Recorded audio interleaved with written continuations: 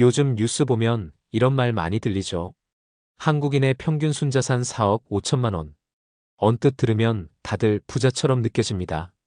그런데 내 통장을 보면 그 평균이 도대체 어디 있는지 모르겠죠. 통계 속 한국인은 부자인데 현실 속 나는 늘 돈이 부족합니다. 왜 그럴까요? 사실 우리가 듣는 평균 자산 4.5억은 착시에 가깝습니다. 그 대부분이 부동산, 즉 살고 있는 집값에 묶여있기 때문입니다. 집값은 자산이지만 팔 수 없는 자산이죠. 그래서 우리는 자산가처럼 보이는 가난을 살아가고 있습니다. 문제는 이 착시가 우리를 안심시킨다는 겁니다. 다들 힘들다면서 그래도 평균 4억이잖아. 하지만 그 평균 속 현실은 다릅니다. 현금이 없는 평균, 투자하지 못하는 평균, 흐르지 않는 평균. 오늘 영상에서는 평균 순자산 4.5억의 진짜 의미, 왜 금융자산 1억이 이렇게 어려운지, 그리고 지금부터 현실적으로 만들 수 있는 방법까지 데이터로 분석해 보겠습니다. 우리가 진짜 알아야 할 건 얼마를 가졌냐가 아니라 얼마나 흐르게 하느냐입니다. 돈이 흐르면 자유가 오고 흐르지 않으면 그건 숫자일 뿐입니다. 챕터 1. 4.5억의 착시, 부자가 아닌 빚부자. 요즘 기사마다 이렇게 적혀 있습니다. 한국인의 평균 순자산 4억 5천만 원. 얼핏 들으면 우리 사회가 꽤 부유해진 것처럼 보이죠. 그런데 정작 내 통장은 왜 늘 마이너스일까요? 이건 숫자의 착시입니다. 통계청의 가계금융복지조사를 보면 평균 순자산 4.5억 원 중 부동산 자산 비중이 무려 75% 이상입니다. 그 말은 곧 대부분의 사람들이 자산의 대부분을 집값에 묶어두고 있다는 뜻이죠. 즉, 현실은 현금이 없는 자산가가 많다는 겁니다. 겉으로는 4억, 5억 자산가지만 실제로는 통장 잔고가 200만 원 남짓한 경우가 흔합니다. 1. 집값이 오르면 부자가 된 것 같지만 많은 사람들은 이렇게 말하죠. 내 집값이 10억이니까 나는 부자야. 하지만 그 집을 팔 수 없고 그 돈을 쓸 수 없다면 그건 자산이 아니라 숫자일 뿐입니다. 서울의 중위 아파트 가격은 이미 10억 원을 넘어섰습니다. 하지만 그중 절반 이상이 대출금입니다. 즉, 빚으로 만든 자산이라는 거죠. 그래서 요즘 생긴 신조어가 있습니다. 바로 빚부자. 자산은 많지만 현금은 없고 이자는 늘어나는 부자입니다. 통계상으로는 평균이지만 체감상으로는 살기 더 빡세졌다는 말이 나오는 이유입니다. 이 진짜 자산은 흐르는 돈이다. 자산은 두 가지로 나뉩니다. 고정자산과 금융자산. 고정자산은 부동산처럼 묶여있는 돈, 금융자산은 예금 주식 ETF처럼 흘러다니는 돈입니다. 문제는 한국인의 자산 구조가 지나치게 고정자산에 치우쳐 있다는 점입니다. 평균적으로 금융자산 비중은 전체의 20%도 되지 않습니다. 그마저도 절반 이상이 예금 형태로 묶여있죠. 즉, 돈이 일하지 않는 구조입니다. 반면 미국은 다릅니다. 미국 가구의 금융자산 비중은 전체의 60% 이상. 대부분이 ETF나 연금 계좌를 통해 시장에 투자됩니다. 그래서 같은 돈을 벌어도 미국은 시간이 지날수록 자산이 불어나고 한국은 그대로 머물러 있습니다. 3. 평균이 아니라 중위값을 봐야 한다. 평균 4.5억이라는 말은 상위 몇 %의 부자가 전체 평균을 끌어올린 결과입니다. 실제로는 중간에 해당하는 중위 자산이 3억 3천만 원 수준이고 그중 금융 자산은 6천만 원 내외입니다. 이게 현실입니다. 즉 10명 중 5명은 금융자산 1억이 안 되는 상태입니다. 그런데 언론은 평균 4.5억이라는 숫자만 반복합니다. 결국 사람들은 다들 잘 사는구나 착각하고 소비를 줄이지 않습니다. 그 착각이 부의 피로감을 만듭니다. 남들은 다 앞서가는데 나만 제자리인 것 같다는 불안. 그게 한국인의 재무 스트레스의 본질입니다. 4. 자산의 크기보다 유동성이 중요하다. 돈의 크기가 아니라 움직이는 속도가 중요합니다. 자산이 많아도 흐르지 않으면 자유가 없습니다. 반대로 자산이 적어도 돈이 꾸준히 흐르면 불안은 줄어듭니다. 그런데 대부분의 한국 가구는 비유동 자산에 묶여 있기 때문에 생활비가 부족할 때마다 빚을 더 내는 구조가 반복됩니다. 즉, 자산이 늘수록 빚도 같이 늘어나는 악순환입니다. 진짜 부자는 돈을 쌓지 않습니다. 그들은 돈이 흘러가는 길을 만들어둡니다. 배당, 이자, 임대, ETF, 자동 투자. 돈이 일하는 구조가 없으면 평균 4.5억도 결국 숫자에 불과합니다. 결국 문제는 구조다. 한국인의 부는 고정된 자산 중심이라 언제든 위험에 노출되어 있습니다. 금리가 오르면 이자는 늘고 경기가 식으면 부동산은 묶입니다. 이때 필요한 게 바로 유동성 중심의 자산 설계입니다. 즉, 부동산은 살 집 한 채만, 나머지는 현금 흐름을 만드는 자산으로. 이게 지금 시대의 생존 공식입니다. 4.5억이라는 숫자에 안심하지 말고 그중 얼마가 현금처럼 흐르는가를 봐야 합니다. 평균 4.5억의 시대, 겉으로는 부자지만 속으로는 더 불안한 시대입니다. 이제 숫자에 속지 말고 구조를 봐야 합니다. 진짜 부는 통장 잔고가 아니라 흐르는 돈의 속도로 측정됩니다. 챕터 2. 왜 금융자산 1억이 이렇게 어려운가? 우리는 매달 일하고 월급을 받고 열심히 아끼며 삽니다. 그런데 통장 잔고는 늘 제자리죠. 벌긴 하는데 남는 게 없다는 말, 이제 거의 인사처럼 들립니다. 그럼 왜 이렇게까지 금융자산 1억이 어려운 걸까요? 이건 단순히 소득이 부족해서가 아닙니다. 문제는 돈이 새는 구조, 생각이 막힌 습관, 그리고 시간에 대한 오해 때문입니다. 1. 소득보다 더 빠르게 오르는 지출. 2000년대 초반 이후 평균 가계소득은 약 2배 올랐습니다. 하지만 주거비, 교육비, 보험비, 세금은 3, 4배 이상 뛰었습니다. 가장 큰 문제는 주거비입니다. 서울 전셋값이 10년 새 2배, 월세는 3배 이상 올랐습니다. 소득은 늘었지만 남는 돈은 줄었습니다. 그래서 저축은 선택이 아니라 사치가 된 겁니다. 여기에 보험료, 교육비, 차량 유지비까지 더하면 월급의 절반 이상이 고정지출로 사라집니다. 그 결과 투자할 돈이 남지 않는 구조가 만들어집니다.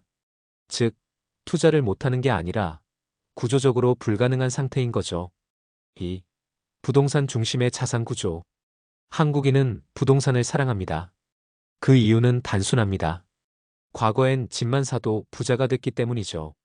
하지만 지금은 다릅니다. 집값은 이미 소득 수준을 훌쩍 넘어섰고 금리 인상으로 이자, 부담이 커졌습니다. 문제는 많은 사람들이 여전히 부동산이 유일한 자산 증식 수단이라고 믿는다는 겁니다. 그래서 금융자산은 늘 뒷전입니다. 집을 사기 위해 모든 현금을 모아 부동산에 올인하는 순간 돈은 더 이상 흐르지 않습니다. 그리고 그 집은 팔지도 못하고 빚이자만 갚는 잠자는 자산이 됩니다. 이건 자산이 아니라 묶인 돈이죠. 3. 투자에 대한 공포와 불신. 한국 사람들의 투자 심리는 극단적입니다. 한번 손실을 보면 평생 시장을 떠나버립니다. 내가 하면 떨어지고 내가 팔면 오른다는 자조가 괜히 생긴 게 아닙니다. 하지만 이건 투자 실패가 아니라 시간에 대한 오해입니다. 단기 수익을 노리고 시장 변동성에 휘둘리며 결국 복리의 기회를 잃어버립니다. 미국 투자자들은 평균적으로 주식을 10년 이상 보유합니다. 반면 한국은 평균 보유기간 6개월 미만. 이 짧은 시야가 복리를 없애고 금융자산 1억의 길을 막습니다. 4. 소비 심리의 함정, 나만 뒤처진다는 불안. SNS, 유튜브, 커뮤니티. 우리는 매일 누군가의 성공한 삶을 봅니다. 그 결과 내 현재가 초라하게 느껴지죠. 이 불안은 보상 소비로 이어집니다. 나도 이 정도는 써야지. 이번 달은 나를 위해 써야지. 이런 생각이 쌓이면 결국 자산은 빠르게 새어나갑니다. 그리고 나중에 남는 건 후회와 빈 통장뿐입니다. 5. 금융자산 1억은 돈이 아니라 습관의 결과. 금융자산 1억을 모은 사람들은 운이 좋은 사람들이 아닙니다. 그들은 한 가지 습관이 있습니다. 바로 먼저 남기고 나머지를 쓴다. 대부분의 사람은 한 달을 다 쓰고 남은 돈을 저축합니다. 하지만 금융자산을 모으는 사람은 처음부터 저축할 금액을 고정비처럼 설정합니다. 즉, 돈이 생기면 먼저 자신에게 투자하는 거죠. 그 결과 그들의 돈은 흐르는 자산으로 바뀝니다. 매달 자동이체로 투자되는 ETF, 세금 효율 계좌에서 굴러가는 복리, 이게 시간이 지나면 자연스럽게 1억이 됩니다. 결국 문제는 돈이 부족해서가 아닙니다. 돈이 일할 기회를 주지 않아서입니다. 당신의 통장은 열심히 일하고 있는데 그 안에 돈은 아무 일도 하지 않습니다. 금융자산 1억을 만드는 첫걸음은 돈을 남기는 법이 아니라 돈을 흐르게 하는 구조를 만드는 겁니다. 챕터 3. 금융자산 1억, 생각보다 빠르게 만드는 법. 대부분 사람들은 이렇게 생각합니다. 금융자산 1억? 그건 부자들의 이야기야. 하지만 실제로 계산해보면 놀라울 만큼 현실적인 목표입니다. 핵심은 얼마를 버느냐가 아니라 돈이 얼마나 복리로 일하느냐입니다. 월급의 크기보다 투자 구조의 설계가 훨씬 중요합니다. 1. 복리는 당신보다 더 열심히 일한다. 예를 들어 볼게요. 매달 100만원씩 ETF에 투자한다고 가정합니다. S&P 500, QQQ 같은 미국 대표 지수를 추종하는 상품이죠. 연평균 수익률 8%를 기준으로 계산하면 1년 뒤엔 약 1250만원, 5년 뒤엔 약 7350만원, 6년 7개월 후엔 약 1억 원이 됩니다. 매달 200만원을 투자한다면 단 4년 만에 1억을 돌파합니다. 즉, 시간 복리 자동 투자. 이 세 가지를 갖춘 사람이라면 금융자산 1억은 결코 먼 이야기가 아닙니다. 2. ETF는 복리를 위한 가장 단순한 도구다. 많은 초보 투자자들이 주식보다 ETF를 선택하는 이유는 단순합니다. ETF는 시장 전체를 사는 구조이기 때문이죠. 하나의 기업이 망하더라도 지수는 계속 순환하며 성장합니다. 예를 들어 미국 시장의 대표 ETF VO, 기술 중심 성장 ETF QQQ, 배당 안정형 ETF SCHD, 이 세 가지를 조합하면 성장 안정 현금 흐름을 모두 가져갈 수 있습니다. 매달 같은 날짜에 자동이체로 투자해두면 시장을 예측하지 않아도 됩니다. 예측 대신 지속. 이게 복리의 본질입니다. 3. 구조를 만들면 돈은 자동으로 불어난다. 금융자산 1억은 재능의 결과가 아닙니다. 그건 시스템의 결과입니다. 다시 말해, 루틴이 구조를 만들고 구조가 자산을 만듭니다. 가장 효율적인 구조는 다음과 같습니다. 1. 월급 통장 자동이체로 투자금 이체. 2. 투자금 계좌 ETF 자동 매수 설정. 3. 세금 혜택 계좌 ISA, 연금 계좌 등에서 운용. 4. 배당금 재투자 자동 설정. 이렇게 한 번만 만들어두면 당신의 돈은 매달 자동으로 일합니다. 퇴근해도, 여행 중에도, 잠자는 동안에도 계좌는 조금씩 자랍니다. 4. 투자는 돈의 기술이 아니라 습관의 게임이다. 사람들은 투자를 어렵게 생각합니다. 하지만 진짜 어려운 건 꾸준함입니다. 한 달, 2달 하다가 멈추면 복리는 끊깁니다. 금융자산 1억을 만든 사람들의 공통점은 폭발적인 수익이 아니라 지루한 일상입니다. 매달 같은 ETF, 같은 금액, 같은 시간의 매수. 눈에 띄지 않지만 이 단순함이 자산을 키웁니다. 그리고 어느 순간 계좌를 열었을 때 이게 벌써 이렇게 됐다고? 그게 바로 복리의 마법이 작동하는 순간입니다. 5. 복리의 시간표. 당신의 1억 달성 시점은 언제인가? 한번 실제로 상상해 보세요. 5월 100만원 투자, 연 8% 수익률, 약 6년 7개월. 5월 150만원 투자, 연 8% 수익률, 약 5년.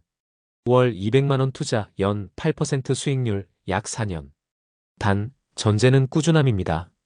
중간에 멈추지 않는다면 복리는 당신의 자산을 조용히 키웁니다. 우리는 종종 큰 돈을 벌 기회를 찾지만 진짜 부자는 오랜 시간 작게 반복하는 사람입니다.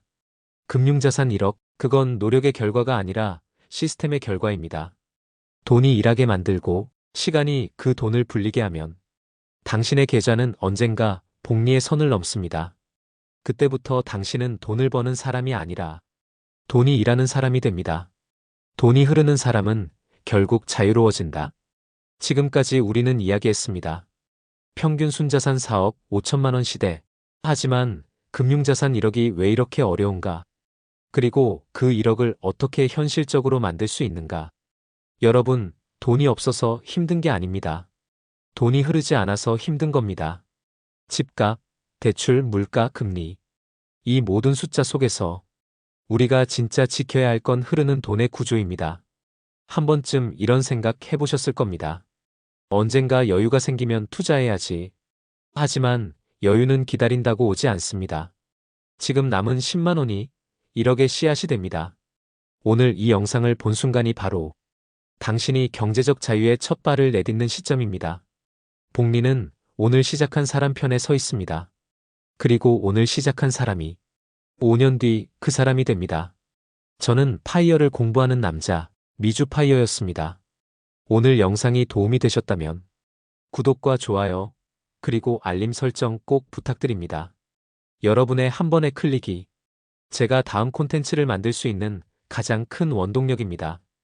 우리가 함께라면 금융자산 1억은 목표가 아니라 출발점이 됩니다. 오늘도 당신의 돈이 조용히 일하기 시작하길 바랍니다.